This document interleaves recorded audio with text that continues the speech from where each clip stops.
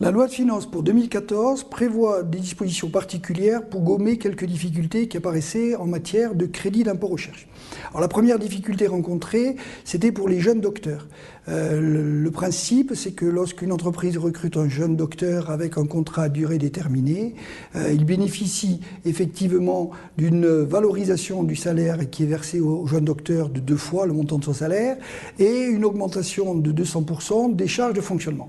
La condition, néanmoins, pour pouvoir bénéficier de cette disposition particulière était que l'effectif de l'entreprise devait rester stable. Or, il est apparu, notamment lors des discussions au Parlement, qu'on pouvait avoir une entreprise qui maintient dans l'État son activité de recherche et qui diminue le personnel pour des raisons liées à la crise économique. Donc, la mesure qui a été prise est de dire qu'on gardera les dispositions spécifiques pour les jeunes docteurs lorsque le personnel lié à l'activité de recherche restera identique d'une année par rapport à l'année précédente, même si dans l'hypothèse où l'entreprise elle-même aurait baissé ses effectifs de manière générale.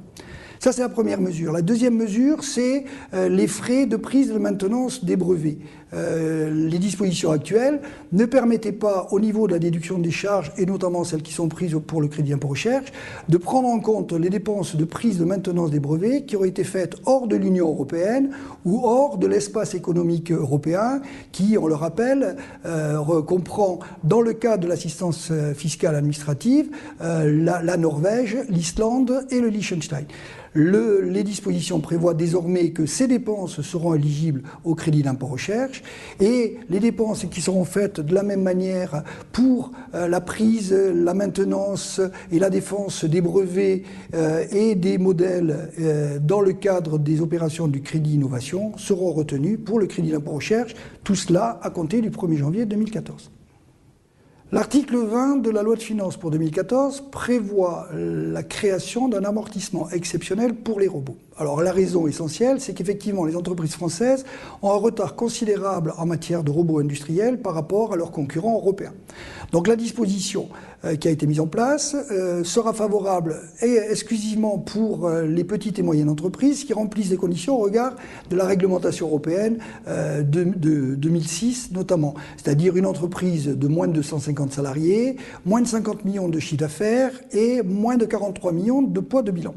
Alors les dispositions prévoient un amortissement exceptionnel sur 24 mois dès la date de mise en service du robot, dans l'hypothèse où effectivement l'entreprise utiliserait elle-même le robot ou elle mettrait en location à la disposition d'une autre entreprise. Ce principe commencera à démarrer ou a commencé à démarrer au 1er octobre 2013 pour aller jusqu'au 31 décembre 2015. Ce principe doit respecter les règles des minimi fixées par la communauté européenne, c'est-à-dire que l'avantage fiscal consenti ne pourra pas être supérieur à 200 000 € sur une période de curseur glissant de 3 ans et que la décision d'appliquer l'amortissement exceptionnel sera une décision de gestion opposable à l'administration fiscale, c'est-à-dire qu'une entreprise qui aurait commencé à amortir le robot de manière dégressive ne pourra plus changer ses modalités d'amortissement. Bien entendu, l'ensemble de ces dispositions s'étaleront sur la période de 2013 jusqu'au 31 décembre 2015. Alors, l'article 131 de la loi de finances pour 2014 proroge le dispositif qui existait en matière de jeunes entreprises innovantes. Alors, on rappellera brièvement qu'une jeune entreprise innovante est une entreprise, une PME qui remplit les conditions européennes, c'est-à-dire moins de 250 salariés, moins de 50 millions de chiffre d'affaires, moins de 43 millions de poids de bilan, qui a une durée qui a été créée depuis moins de 8 ans, qui engage des charges à hauteur des charges globales d'entreprise à hauteur de 15% en matière de recherche, qui est détenue par 50% par les personnes physiques et qui ne résulte pas de la création, de restructuration d'entreprises existantes.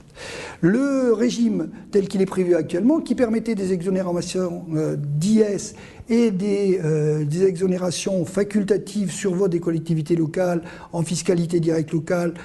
cotisations foncières d'entreprise, CVAE, éventuellement taxes foncières, devait se terminer au 31 décembre 2013. Par l'article 131 de la loi de finances pour 2014, le gouvernement continue et maintient en l'état ce régime et le fera perdurer jusqu'au 31 décembre 2016.